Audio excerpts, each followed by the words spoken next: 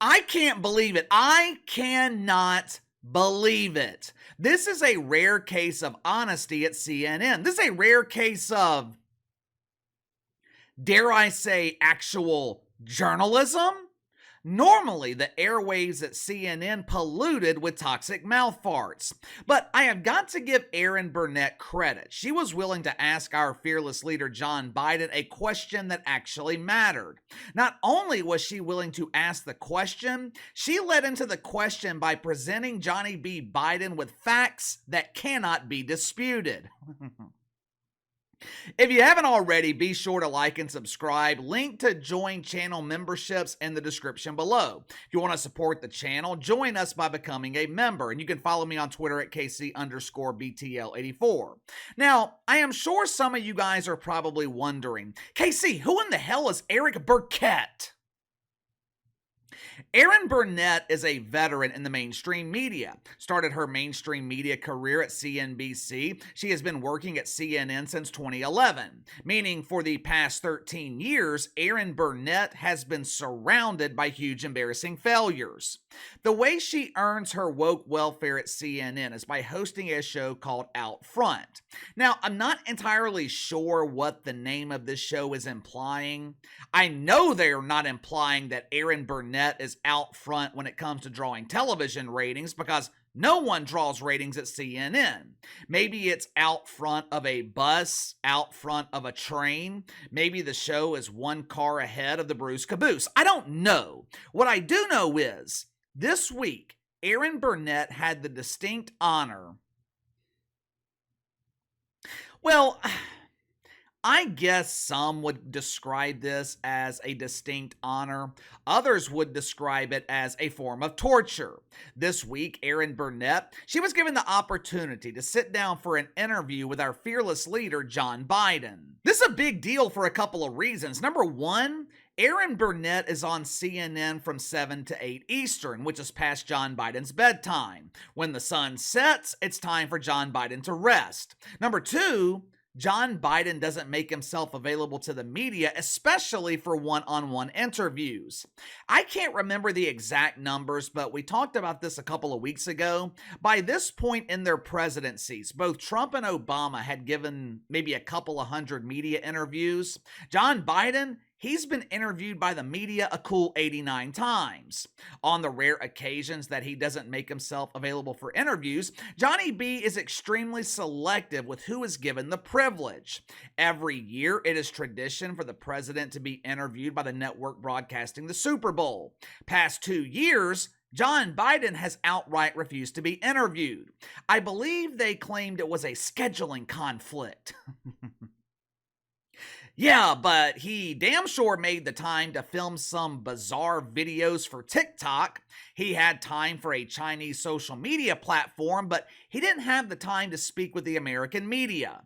Typically, John Biden prefers to be interviewed by what he calls friends. Good friends like Howie Stern, where he can go into the interview feeling comfortable, knowing that he'll be worshipped. He knows Howie won't ask them the tough gotcha questions like, "Do you condemn Hamas?" That's a very tough question for Johnny B to answer. Now, for us normal people, the answer is simple. It's rather obvious. But John, he's got to think about the optics. He has to think about his increasingly radical base. You know, people like Keith Olbermann. Keithy Poo! If John Biden answers in the affirmative, he risks pissing Keithy off along with the clueless kids protesting on college campuses who have absolutely no idea what they are fighting for. I saw something yesterday where a House Republican, he's introducing a bill where anyone criminally charged on these woke U campuses, they would have to spend 6 months of community service in Gaza. Now, obviously, that is never going to happen, but it does make perfect sense, right? If you're wanting to help the people in Gaza, how in the hell are you doing that from Ann Arbor, Michigan? If you truly want to help, why don't you spend 6 months of your time over there actually helping? Of course, we know how that would go. For some of these protesters, it would be illegal for them to even live in Gaza. But anyway, John Biden, he usually prefers to be interviewed by people he calls friends, fellow parishioners, fellow deacons at Woke United Methodist, the people who understand him, the people willing to fight the good fight, preach the good word. So Johnny B choosing to give an interview to CNN, it makes sense. CNN is stocked full of woke welfare collectors who support John Biden. Andy Cooper, Wolf Blitzer, woof, woof, woof, woof.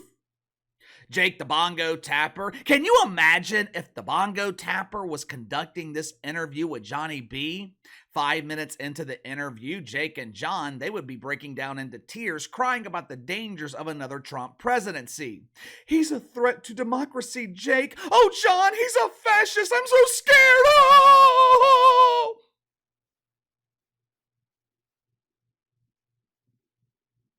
Thankfully, CNN was smart enough to not give this interview to Caitlin Collins. Katie Roo! Katie Roo! That would be a disaster.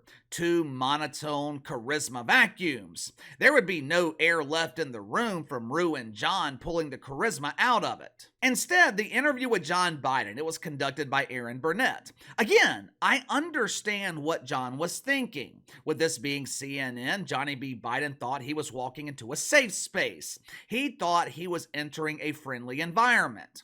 Normally, when John is interviewed by friends, they talk about the weather. He emphasizes the threat of climate change. He explains how hot it gets in the summer as he looks out the window of his Delaware dungeon to the beach. They ask him a couple of softball questions about Donald Trump. Orange Man bad! The teleprompter is in front of John Biden so he can read the scripted answers. The painfully boring interview lasts for a few minutes and everyone goes home unsatisfied. I'm sure John Biden thought this would be the case with Erin Burnett, but there was just one problem, one tiny problem. Erin B decided to go off script. In the span of about 30 seconds, Erin Burnett humiliated John Biden by completely decimating his administration. Watch for yourself. Voters by a wide margin trust Trump more on the economy. They say that in polls. And part of the reason for that may be the numbers. And you're aware of many of these, of course. The cost of buying a home in the United States is double what it was when you look at your monthly costs from before the pandemic. Real income, when you account for inflation, is actually down since you took office. Economic growth last week, far short of expectations. Consumer confidence, maybe no surprise, is near a 2-year low. With less than 6 months to go to Election Day, are you worried that you're running out of time to turn that around? We've already turned it around. Look at the Michigan survey. For 65% of the American people think they're in good shape economically. They think the nation's not in good shape, but they're personally in good shape. The polling data has been wrong all along. We've created more jobs. We're in a situation where people have access to good paying jobs. I don't know about you guys, but I enjoyed the hell out of watching that. Credit to Erin Burnett for being willing to ask a tough question. Credit to Erin Burnett for presenting John Biden with undisputed facts, knowing he would not be able to answer. And the answer he gave, it is a prime example as to why John Biden is not allowed to give these interviews. For starters, did you guys notice how weak he sounded? I mean, he is so frail. His physical presence is so small. If you put 100 John Bidens on the end of a stick, you'd call it a toothbrush.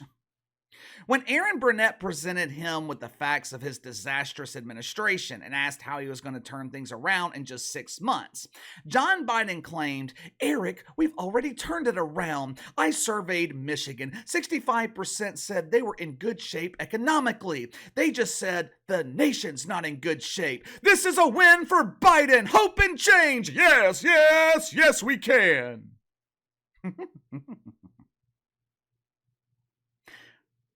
This is why John is not allowed to give interviews.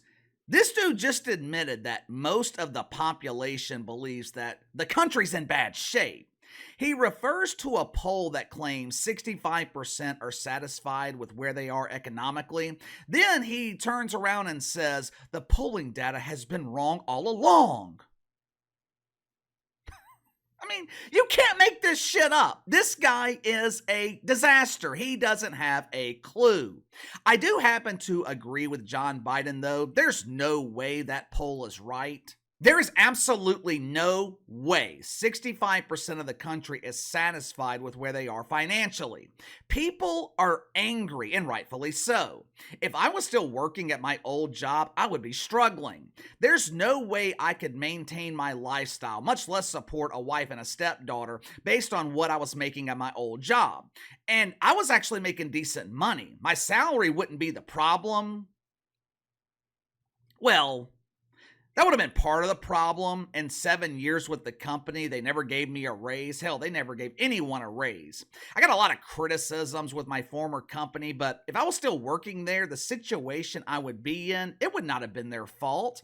They didn't cause massive inflation. Biden did. My former company, they didn't make it damn near impossible to drill for oil. John Biden did. They didn't spread the cheeks of the southern border wider than the bruised caboose. Biden did. They didn't print money giving billions and billions of dollars to foreign countries and illegal immigrants, undocumented persons. Biden did, which caused the already high inflation to go even higher. The other day, I went to the grocery store, bought a pack of chicken wings, charcoal, and lighter fluid. $55. I bought my house over 10 years ago. The value of my house has more than doubled, with most of that increase coming in the last 3 years alone. If you go into the city, there are dumps selling for the same price that I paid for my house in an upper middle class neighborhood. Dumps! Consumer debt's at an all-time high, high as it's ever been. People are living off of credit cards because it costs an additional $1,000 every month just to survive.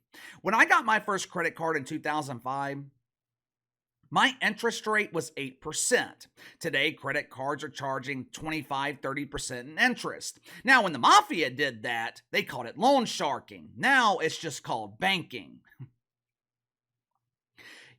I think John Biden is in deep shit. Everyone is starting to turn against him. Black and Hispanic voters, they are leaning towards the Trumper. Mainstream media, they are starting to turn against Biden. Even his own party knows they fucked up. Economy, disaster. Inflation, disaster. Gas prices, disaster. Social unrest, disaster. Foreign policy, disaster. Trust in government, disaster. Southern border, disaster. This dude has nothing to run on, which is why the foundation of his campaign is demonizing Trump. That's his only hope. He can't run on his accomplishments because they don't exist. John Biden, he has been a politician for over 50 years, and he has accomplished nothing. In the last 3 years, can anyone think of something positive that John Biden has accomplished? Seriously, name one accomplishment, just one. Tell me one thing that John Biden has gotten right. Also, give me your thoughts on Erin Burnett hitting John Biden with a legitimate tough question. I was actually surprised to see this from CNN. Is the mainstream media turning on John Biden?